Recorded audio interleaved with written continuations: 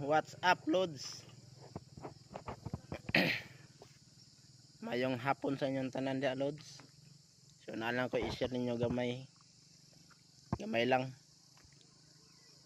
Nay nag-comment sa kawa Lods nga ano ko nung magsige pa man daw ko og vlog gamay pa man kog followers.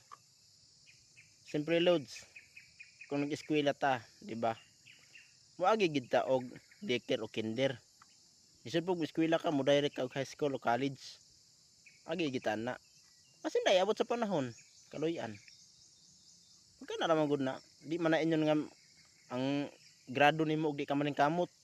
Grado nimo maka mubo. Makataas gyud ang grado nato og maning kamot gid ta. Kaluyan na sigud sa Ginoo.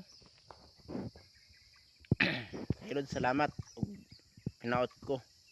Masuportahan ko ninyo. Salamat.